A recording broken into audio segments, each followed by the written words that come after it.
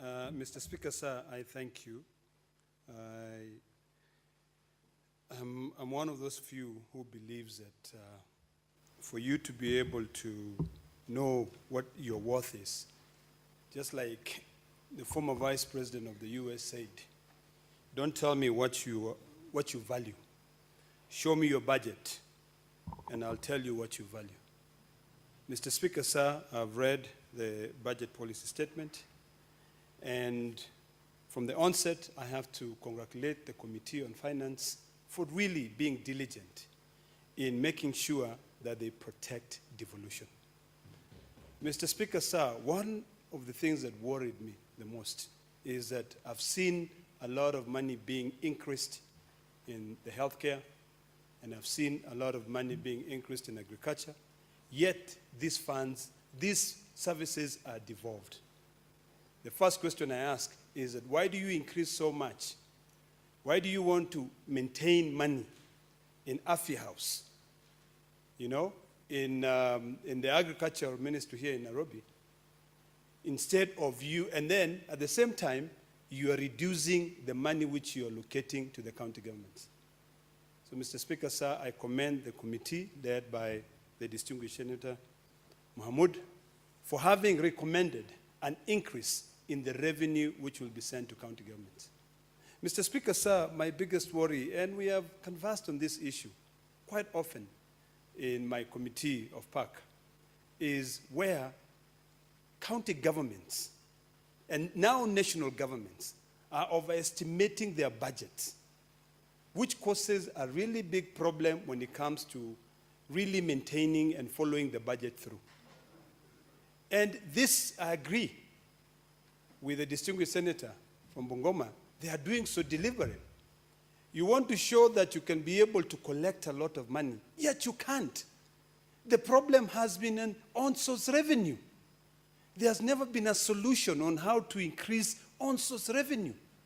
And Mr. Speaker, sir, earlier on we talked about technology, on how we can use technology to map up our sources of income, to be able to accurately state how much we can be able to collect. But, Mr. Speaker, sir, the appetite of borrowing by this country, and particularly by this administration, is what really worries me. When you look at the 2019 budget policy statement, increase recourse to external commercial debt is what seems to be driving it. And this, Mr. Speaker, sir, causes a high significant challenge. A lot of people have spoken on issues corruption. And I agree with the senators who clearly stated that this is where corruption begins. Corruption begins here, where you project and you say you're going to raise X amount of money, you allocate, you end up spending what you do not have. Today, social media, and this is where I disagree with the distinguished senator from Nandi, when he says sometimes you should not use social media to prosecute matters. My view is that currently, social media, the power of social media, is what will put this government to check. Everyone who has a Facebook page or who has looked at WhatsApp groups, today there was a billboard which was made by very interesting Kenyans of all the corruption scandals. I wonder where they got it from. I'm sure whoever did that really looked at the origin of these corruption scandals, is where we allocate.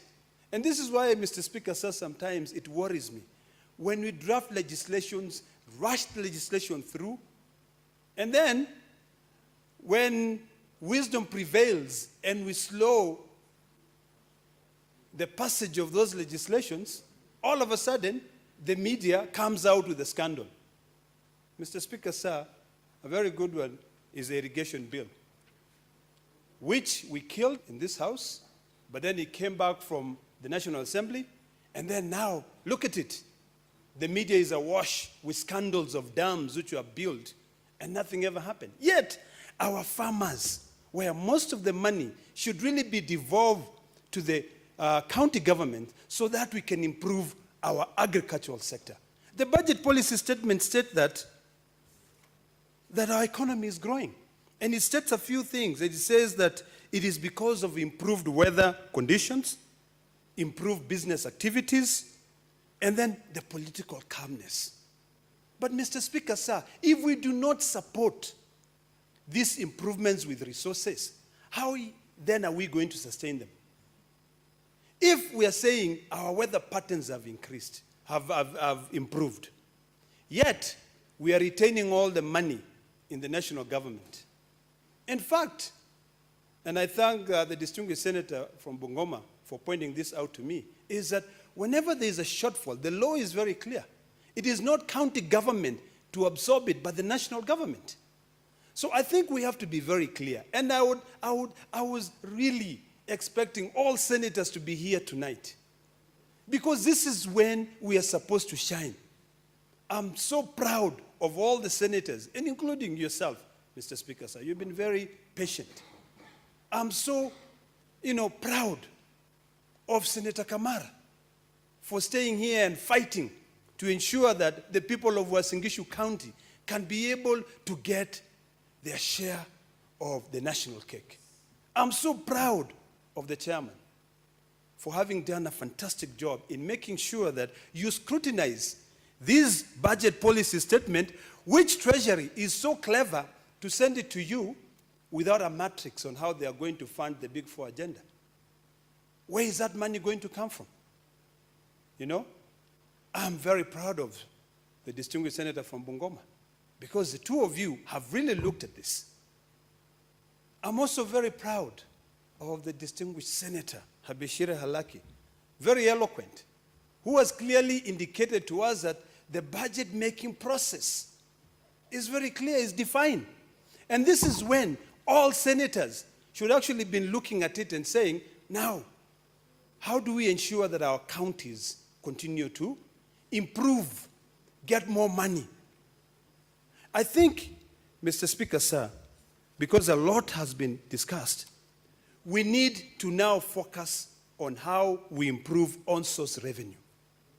We need to be able to tighten legislation, even if it takes us to amend the PFM Act, so that even during the time when we are considering this budget-making, the budget policy statement, we have more time to be able to examine.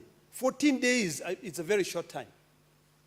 And that is why we are here right now. It's 8:43 p.m.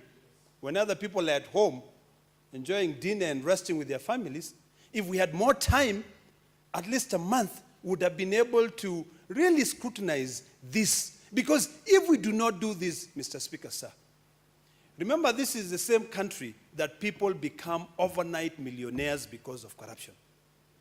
This is the same country where cartels enjoy confusing people, coming up with policies where they flood this market with sugarcane, they flood this market with maize, yet the farmers who they believe in, this is an economy which thrives through agriculture. Mr. Speaker, sir, we are still sort of like crawling slowly by slowly to get into the manufacturing sector. So instead of killing the farmers, the government should be coming up with policies that encourage the mopping up of all locally produced products to ensure that when the Ministry of Treasury comes up with any policy that allows people to be able to import food to ensure food security, they are doing so, but they are not creating a food insecurity economy. What we have right now, Mr. Speaker, sir, today in Narok County, in Transmara, Mr. Speaker, sir, I'll request for just one more minute. I'll add you 2. 2 minutes. Thank you, Mr. Speaker, sir. You're being gracious. Today in Narok County, the farmers were protesting in Transmara because the one manufacturing company they have there, or the industry they have there, which has been buying sugarcane at 4,410, has decided to reduce it to 3,900 shillings because they can no longer compete with illegally imported sugar. So the farmers are up in arms. they are fighting the wrong person. The person who ought to pay these are the people who are allowing this illegal importation of. I don't think the 2 minutes are over. Are they? I think the microphone had a problem. Oh, okay. The illegal importation of maize. And Mr. Speaker, sir, I didn't have a lot of time earlier on to comment heavily on that issue. But I hope that this House will not embarrass itself again like we did during the Ruaraka report. And now pass this report and ensure that those people pay. Because if they don't, what Senator Mutula said, it is going to be a reality. Most of us as senators will be afraid of going home. We'll be afraid of going to our houses because we enjoy the lavish life. We can afford to have a driver to take us there. But the people who send us here to represent them, we no longer look at their interest. What we are looking is self-interest. So, Mr. Speaker, sir, I hope that this time around we'll put our foot down and ensure that all the recommendation by the good committee will be able to be followed through by Treasury. I can no longer, and I want to state this categorically, if Treasury does not take into consideration the recommendation by the Senate of this Republic, I will be the first one to vote no to the Division of Revenue Bill. Because why then would I allow for money to be reduced, yet people in Narok are suffering? They are not getting support in terms of healthcare. The trend we are going now with this appetite of borrowing will make it very difficult. And in a few years, Mr. Speaker, sir, based on that budget policy statement, by 2020, you will be exchanging the exchange rate. Kenya shilling to the US dollar will be almost 150. The dollar will continue growing. Even the interest rate of those external debts will go high. Then we'll be reduced to a country where 60% or even more than 60% of our GDP will be towards paying the debt. So, Mr. Speaker, sir, I want to end by saying that we must really remember that when we decided to devolve health care services, we did so because we wanted services to reach the people. We did not do that because we wanted money to remain in Afi House. When we devolved agriculture, is because we knew it is the backbone of this economy. The day we separate interest, special interest, from the interest of the nation is the day we will move forward. I support. Thank you, Senator Ole Kina.